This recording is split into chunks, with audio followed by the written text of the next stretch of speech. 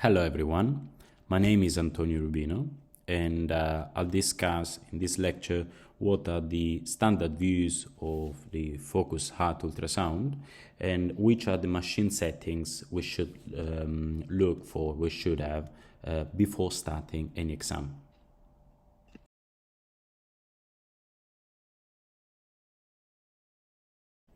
This can sound obvious, but clearly it's important to familiarize with the machine you're using, turning on the machine and clearly entering patient's details and attach an ECG to patient. Recognize your transducer and activate the transducer from the machine.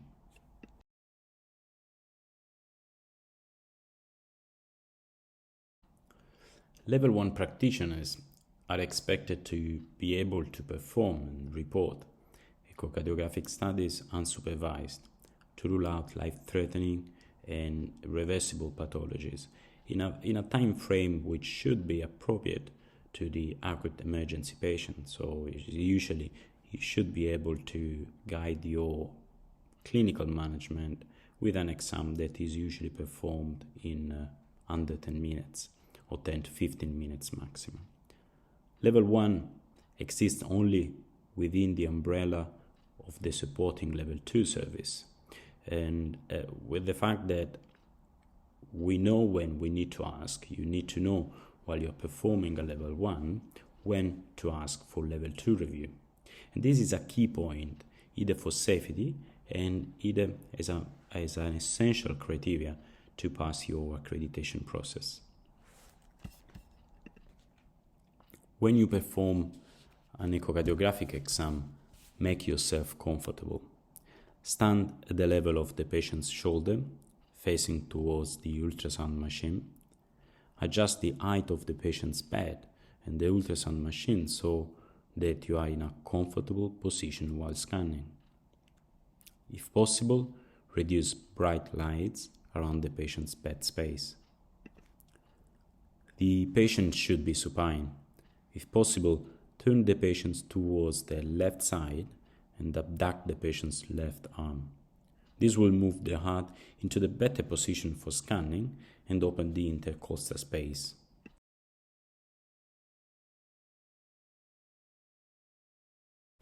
As mentioned before, it is important to familiarize with your ultrasound machine and get to know the essential knowledge while performing an ultrasound scan. There are three main concepts to familiarize with. One is gain, one is depth, one is the focus. Think of the gain like the volume of a radio, whether you want to receive more information, whether you want to receive to increase the volume of your music. In this case, whether you want to receive more information, you do increase the gain to make your structure, your views brighter.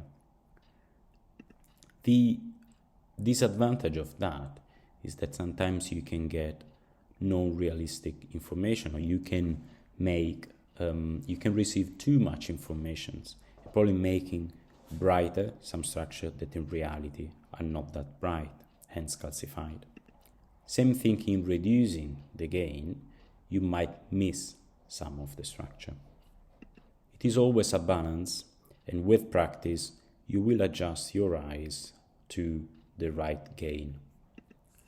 In this machine, the gain is labeled in this 2D scanning mode, is this wheel that we can move clockwise or anti-clockwise, whether we want to increase or whether we want to reduce the gain.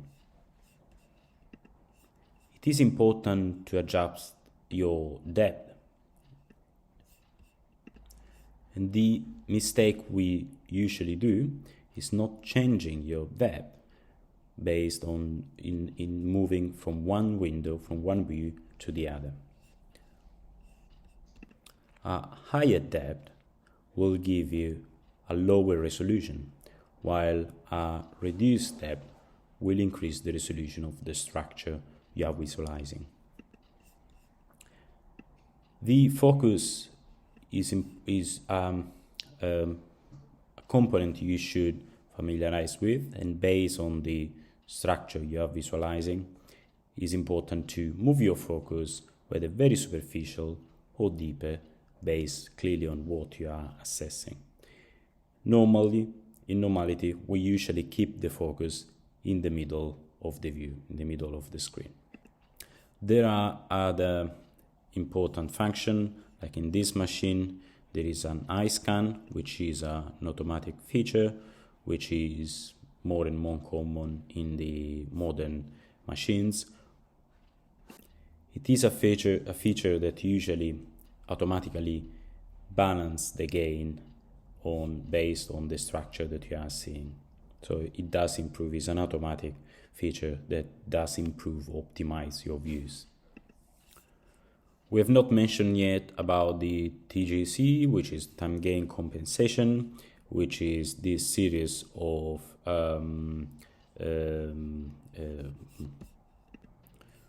levers, sticks, how you want to call it, which will allow you to increase or reduce the gain from the most superficial structures up to the deepest structure. While you are learning, it's usually best not to move the TGC too much, so usually it's good to keep these levers into the middle, almost following this line here. And once you're happy with your views, you have optimized your view, you have set the right gain, you're able to see all the structure, you are not over gaining, the structures are not too bright, or the depth is the right depth, and you are happy with your view, clearly acquire and record your view.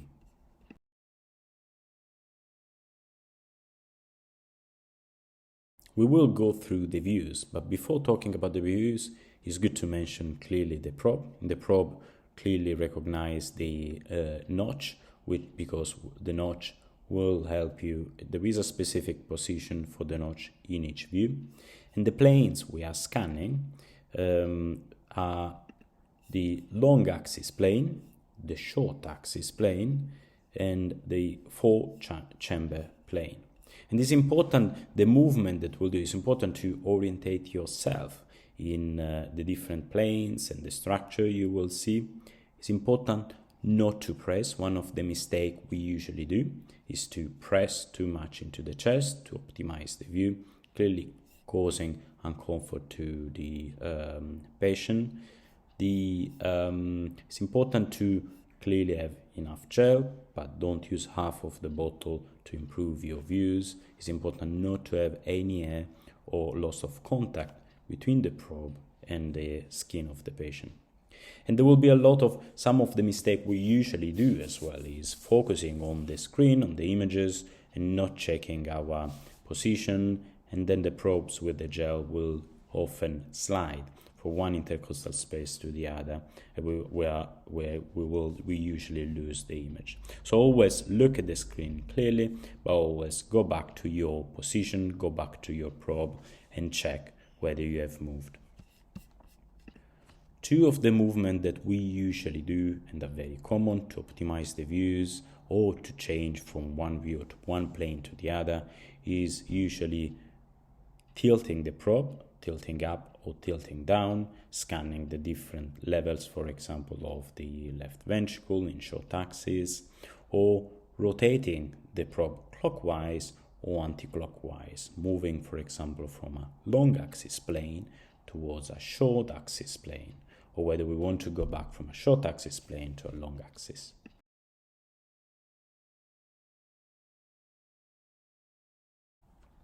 With focus ultrasound, we usually learn the three of the windows, of the five actually windows: the left parasternal, the apical, and the subcostal window. And for the left parasternal, clearly there will be two views. There is one view in the apical and one view in the subcostal, 1 to 2 views in the subcostal. And this is usually a focused scan. There are clearly more windows which are not used, are used for a level 2 examination, which is the suprasternal and the right parasternal.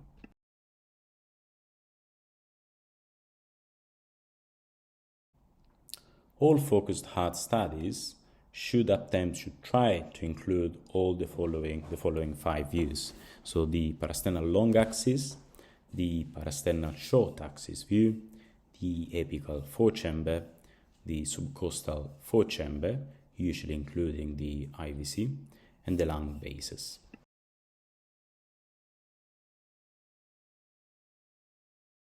And these are the views we have just mentioned. We will go through one of them, each one of them, and you can see how in different views we see the different structure in a different plane clearly. And the movements, what is important is clearly where the views goes, whether it's a parasternal or whether it's an apical view, and where the notch as well stays, whether the notch, for example, stays points towards the right shoulder, the parasternal long axis view, or whether we are moving clockwise the probe until the notch points towards the left shoulder to go from a parasternal long axis to a parasternal short axis view, or whether the notch stays at 3 o'clock in the apical four-chamber view, and same with the subcostal four-chamber view with no change in the notch. Clearly, if we are in a subcostal view, we visualize the four-chamber of the heart if we leave the notch at 3 o'clock. But if we want to visualize the IVC, actually we need to move the probe again or rotate the probe anti-clockwise until the notch points towards 12 o'clock.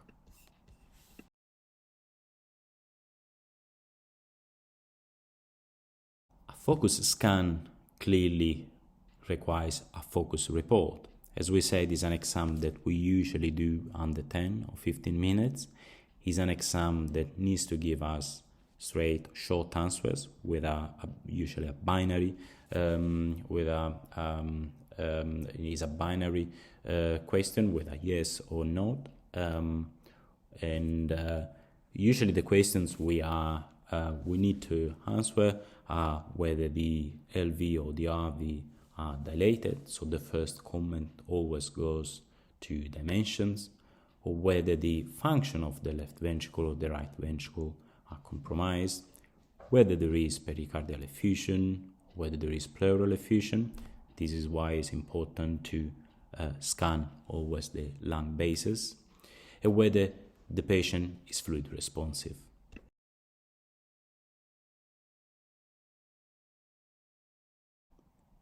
The first view we are analyzing is the view we start our focus exam, is the parasternal long axis view. Is a view that has the same name, the name says, we are in the parasternal, in the left parasternal, in the left part of the sternum, clearly in the third intercostal space, and with the notch that points towards the right shoulder. And the structure that we usually visualize, starting from the most superficial, is the right ventricle. Only really in a small part of the right is the outflow tract of the right ventricle. The right ventricle is the first structure that we see in, for example, in the chest, is the most superficial structure. The left ventricle is usually behind, it's more on the back, on the left. Hence, we'll always see the right ventricle first. This is a view where the left ventricle is dominant, though. You could see how the left ventricle occupies most of the view. And we usually see the basal part of the left ventricle and the mid-papillary level. We usually don't see, although sometimes in this case, although you could see the apex of the heart in this drawing, we don't really see in the scan, as usually the ultrasound window doesn't go up to the apex. So although sometimes in some of the views we might see something that looks like an apex, we do never see the apex in the parasternal long axis view. Usually we see the basal part and mid papillary part, so it's the first two-thirds of the left ventricle. The walls that are separating the wall that we usually see of the left ventricle is the septal wall, and going more in specifics is the anteroseptal wall, and then the inferolateral wall of the left ventricle. We also see other structures, clearly, as we mentioned, the left ventricle and the right ventricle, but we also see a part of the left ventricle which is called the left ventricular outflow tract, which continues with the aortic valve and the aortic root. And underneath below the aortic valve and the aortic root, we clearly see the left atrium and the mitral valve. So the structure that we usually see in resuming again, to summarize this view, in the parasternal long axis, clearly we base and we optimize our view based on the left ventricle, which again should be dominant in this view. And the right ventricular outflow tract, the aortic root and the left atrium, almost, if you see these three structures, are almost aligned, one above the other.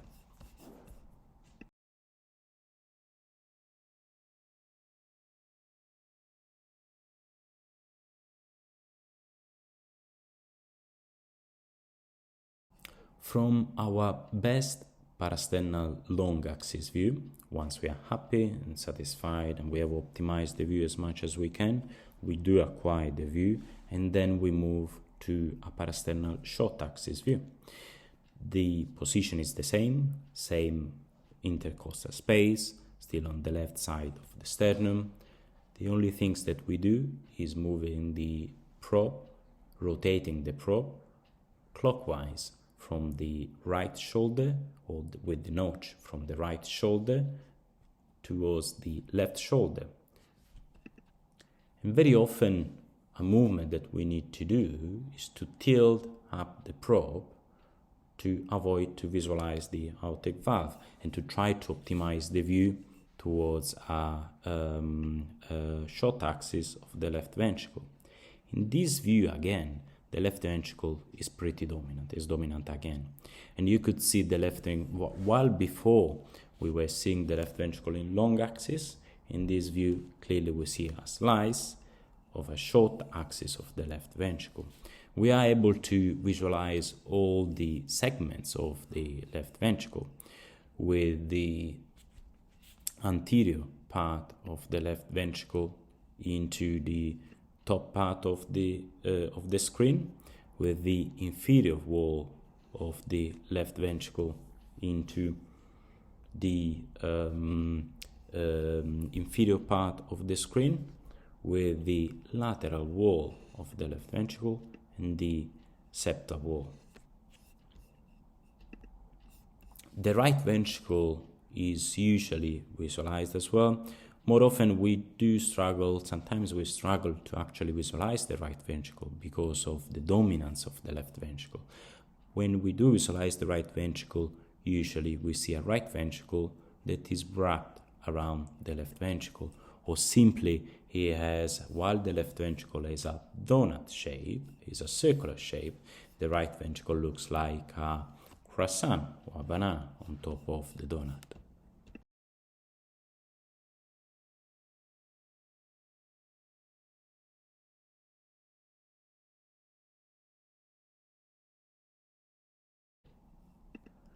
Once completed the parasternal views, we then move completely from the third intercostal space into the fifth intercostal space at the apex of the heart to visualize the fourth chamber, or to visualize the apical fourth chamber view.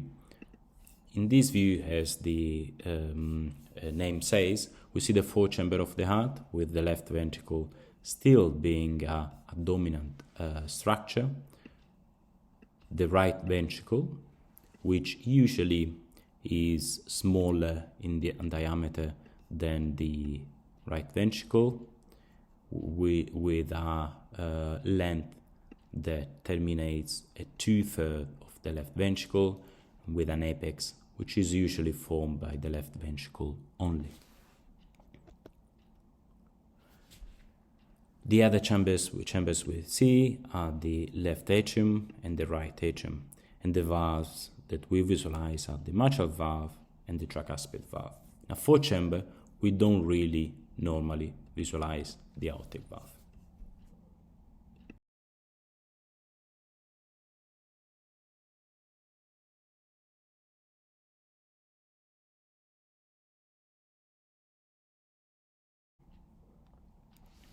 We have completed our apical four-chamber view, and we move then to a subcostal four-chamber view. The subcostal four-chamber view is exactly in the subxiphoid position. Our notch stays at 3 o'clock, same position where the notch is in the apical four-chamber view.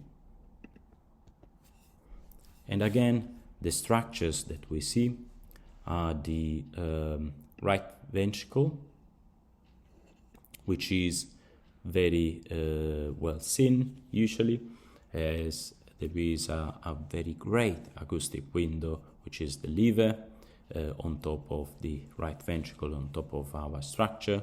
We still see a left ventricle, and again, being a fourth chamber, we see left atrium and right atrium. This view is similar to an apical fourth chamber view, but the dimension of the chambers, especially of the right ventricle, is much different than the apical fourth chamber view. It is a great view sometimes to look for pericardial effusion, especially around the right ventricle.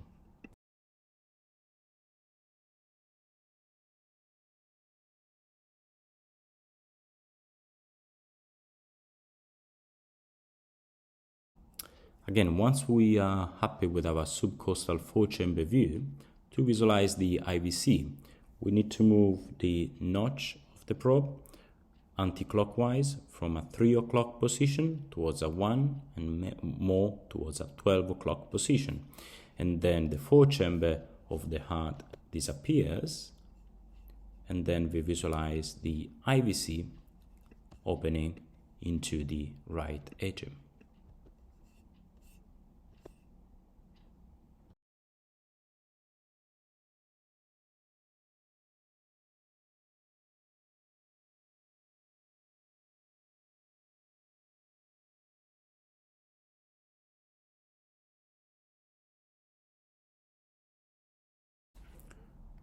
Don't forget to conclude your exam scanning the lung bases.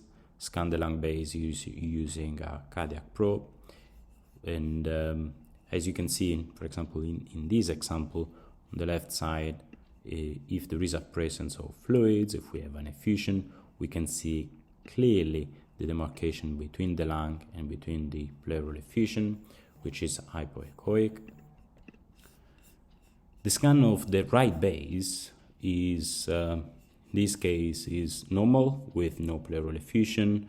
On the right side, you usually see a much better definition with having a liver, which, as we said, is a great echogenic structure, and you could see the delineation of the diaphragm as well.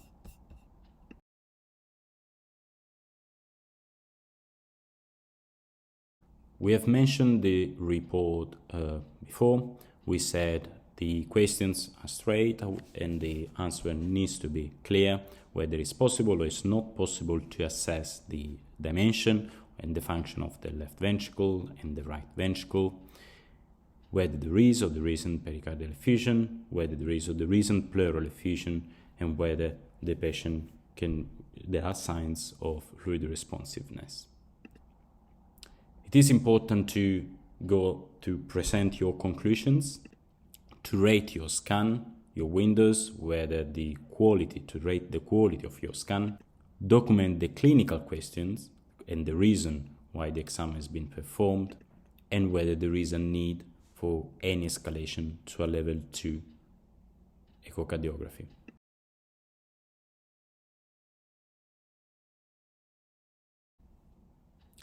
Thank you very much for your attention.